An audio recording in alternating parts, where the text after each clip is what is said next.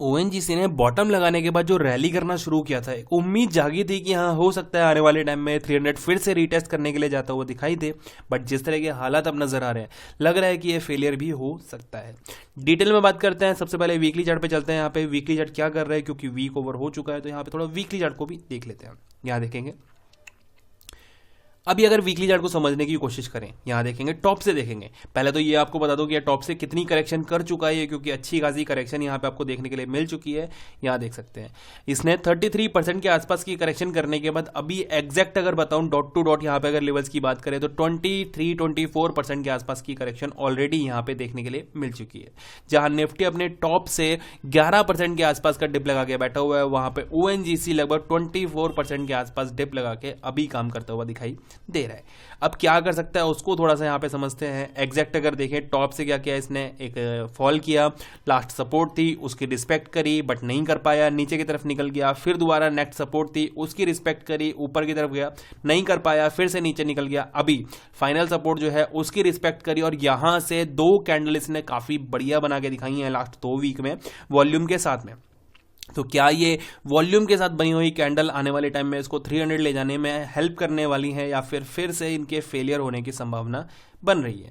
तो अभी अगर देखा जाए यहाँ पे अगर स्ट्रक्चर की बात करें, आप यहाँ पे नोट कर सकते हैं कि एक कैंडल और उसके बाद यहाँ पे आपको दिख रही होगी यहाँ पे एक डोजी कैंडल फॉर्मेशन इसने करके दिखाई हुई है।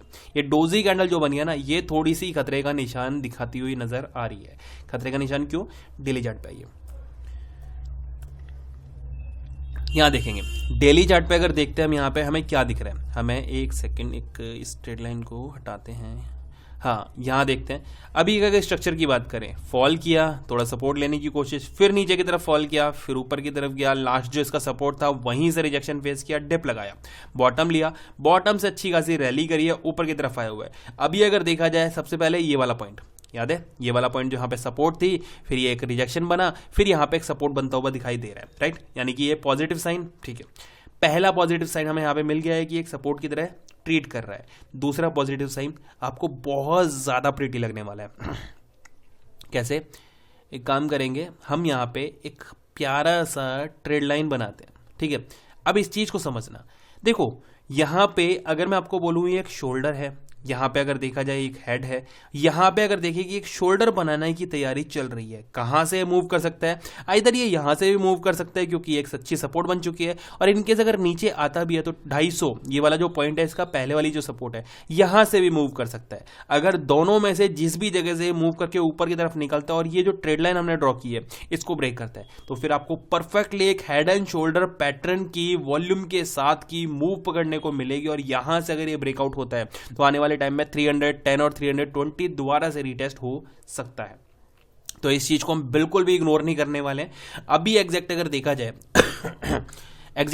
जाए यहां पे हमारा क्या प्लान होने वाला है, इस चीज को अगर समझे हम यहां पे, तो हमारा देखो बाइंग का प्लान क्या है। बाइंग का प्लान, अगर नीचे आप रिस्की ट्रेडर हो, रिस्क लेना पसंद करते हो आप, तो ये आपका एक अच्छा लेवल है, यहां पे ये बैठा हुआ है, ठीक है। दूसरा अच्छा लेवल कहां आएगा? ये वाला पॉइंट, ये हमारा दूसरा अच्छा लेवल बन सकता है कि यहां पे नीचे आया, इसको सपोर्ट बना के फिर ऊपर निकल सकता है। तो दोनों ही अच्छे लेवल है। जिस जगह पे आपको एक अच्छा पैटर्न, अच्छा कोई पैटर्न मिलता है, तब यहां पे आप बाइंग कर सकते हैं। सेफर साइड जो है यहाँ पे, सेफर साइड अगर मैं बोलूं आपको कि बाइंग के लिए सेफर साइड क्या है, ये टर्न अराउंड करके ऊपर निकलता है। अगर ये ट्रेड लाइन ब्रेक करता है देन मेरे हिसाब से ये बनेगा एक अच्छा खासा बाइंग एरिया, या फिर हम कह सकते हैं एक बाइंग स्पॉट। उसके बाद फिर यहां से आपको 310 और 320 तक के टारगेट्स देखने के लिए मिल सकते हैं। मेरा जो पॉइंट बन चुका है अब जो है वो 275। इनकेस अगर 275 आने वाले टाइम में ब्रेक करता है ये, तो बहुत बढ़िया एक एंगल के साथ में ऊपर जाता हुआ दिखाई दे सकता है। अगर इसकी सपोर्ट्स की बात की जाए तो एग्जैक्ट सपोर्ट पे काम कर रहा है, यानी कि 260 इसकी पहली सपोर्ट है और दूसरी सपोर्ट इसकी 250 की सपोर्ट है। और हाँ, एक और चीज, थोड़ी नेगेटिविटी भी तो फैलानी है हमें। नेगेटिविटी ये है सर कि इनकेस अगर ये नीचे निकल के और 250 को फिर से ब्रेक कर देता है, तो फिर ये जो इसका 230 वाला जो पॉइंट है जहां से इसने टेस्ट किया है, ये ब्रेक करके फिर 210 और 200 को भी टेस्ट करने नीचे जा सकता है। अब आपको पिक्चर क्लियर हो गई होगी कि बायर, अगर आप बायर हो तो आपका जो व्यू है वो ये है कि 250 ब्रेक नहीं होना चाहिए, और ऊपर की तरफ अगर निकलता है तो यहाँ पे 275 275 के ऊपर बाइंग के लिए देख रहे हैं। अगर आप सेलर हो तो आपका व्यू ये है कि 275 ब्रेक नहीं होना चाहिए, और इनकेस अगर 250 ब्रेक करता है तो मैं यहाँ पे फिर सेलिंग के लिए कूद पड़ूंगा नीचे की तरफ, राइट। ये हमारा दोनों तरफ का व्यू जो है वो क्लियर हो चुका है, एग्जैक्ट पॉइंट पे बैठा हुआ है। देखते हैं आने वाले टाइम में किस तरह से काम करता है और कैसे हमें यहाँ पे कुछ पैसा कमाने का मौका मिल जाएगा। Thank you. वीडियो पसंद आए तो लाइक कर देना।